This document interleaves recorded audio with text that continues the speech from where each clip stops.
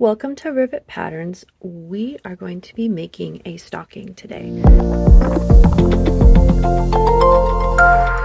I am going to be making the cuffed version. If you want a plain version, please check out our other stocking video, which is a pet stocking, but the construction is the same. For this stocking, you're going to need 2 mirror images of your mane, 2 mirror images of your lining. You're going to need 2 cuffs and a hanging loop. For the cuff, you'll notice I have an applique on it. You can see that this is the center fold and it's facing that. So that way when you have it in and you fold it down, it'll be facing the right way. So I'll show you how to orient that as we get along here. But the first thing we're going to start with is the hanging loop. If you're using ribbon or whatever, you can just skip this step. But we're going to do a double fold binding, basically, where we're going to fold it in on itself to make the loop. First step is we're going to fold this wrong sides together lengthwise and give it a good press. That creates a memory press, so we know where to fold the other sides. So take one long side and fold it until the raw edge hits that memory press, and press it. Turn it over, do the same thing on the opposite side.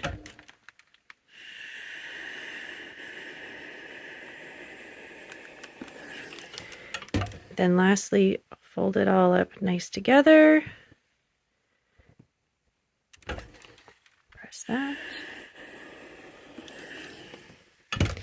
Now go ahead and edge stitch right along this opening so that it becomes one piece. And there's our finished loop. So we're going to set that aside for right now, and we're going to start putting the stocking bodies together. The first thing you're going to need is one of your main pieces. This is important if you have an applique because it will decide which way your stocking is going to hang. So I want my toe to be facing this way.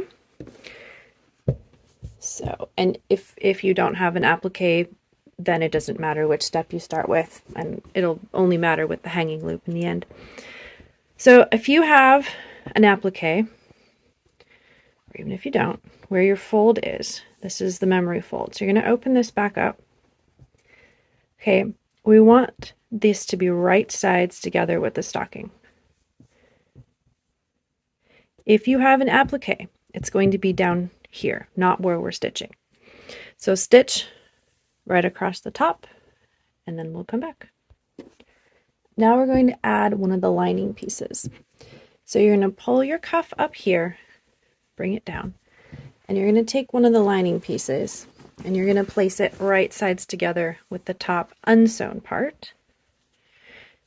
One thing to make sure of is that your toes are facing the same way. So bring that up here,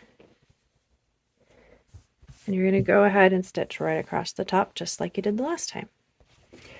Okay, now you should have just a big long double-toed stocking. On the back side, you're going to press the seam allowances in towards the cuff, and then you are going to repeat that entire process with your other main lining and cuff. Next, we're going to do the placement of the hanging loop. Turn one of these, have it right side up on your working space. It doesn't matter which one. What matters is that you have the lining in the back side. So you're going to make your loop either like this or however fancy you want to make it. Make this loop. And what you're going to do is you're going to place it between the seam of the cuff and the lining, just right up at the very, very top of this. If you can see that. On the cuff side, you can see there's my seam allowance here.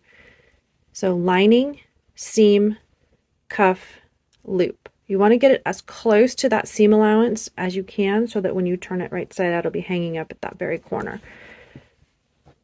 So I'm going to base this, and then we're going to start putting it together. So you should have it like this: main, cuff, cuff, loop, lining. now we're going to put it together. This one's still right side up. You're going to take your other piece and put it right sides together with the first one. It's important you've got your main together with your main and your lining together with your lining. First two places you're going to line up is here at the cuff seams. Where the cuff meets the lining, make sure that's lined up nice and well. And then also where the cuff meets the main. You want that lined up very well. All of your seam allowances should be pressed into the center. So go ahead and pin all the way around this entire stocking. You're going to leave about 2 inches open here at the bottom of the lining side, and that's how we're going to turn our stocking right side out.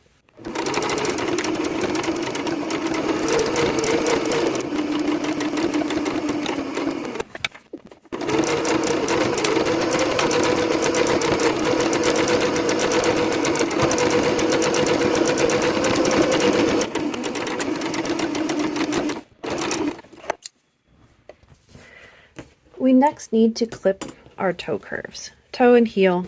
You need to clip into the fabric but not through your stitches. You can use regular scissors like this. Just clip every 1/2 inch or so. Like that. Or you can use pinking shears. I love pinking shears because they stop fraying and they also make such a nice tidy cut on the edges of curves. So you're going to clip both your main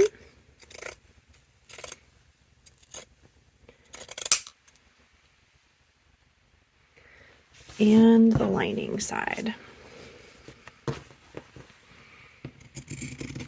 Again, remember, careful of your stitches. If you accidentally go through them, you'll have to stitch again or you're going to have a hole.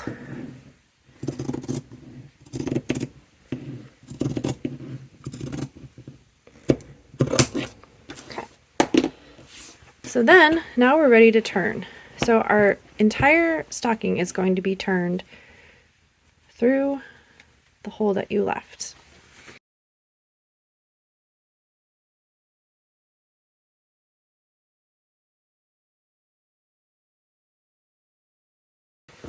Okay, so once you've got that, you are going to push out the corners or the curves of the toes and the heel.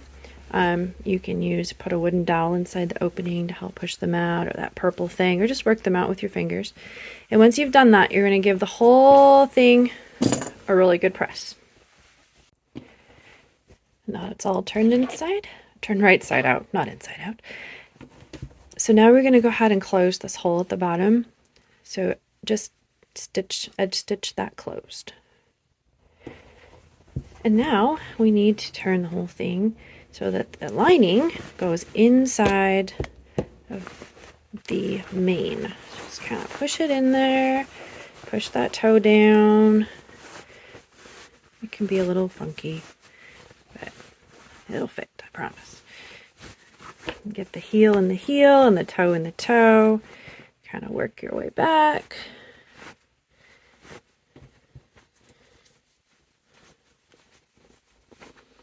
This is kind of a weird part because you're going to be folding that cuff down, so you got to find your memory press to get it straight. Up and down. Okay, there we go. Get it all. I'll mess with it more. Give it a good press again. I'm not going to do that right this second, but go ahead and do that. And then take your cuff, roll it down until you have your hanging loop, and the cuff seam should be right at the top between that and the lining. Look at that. Beautiful.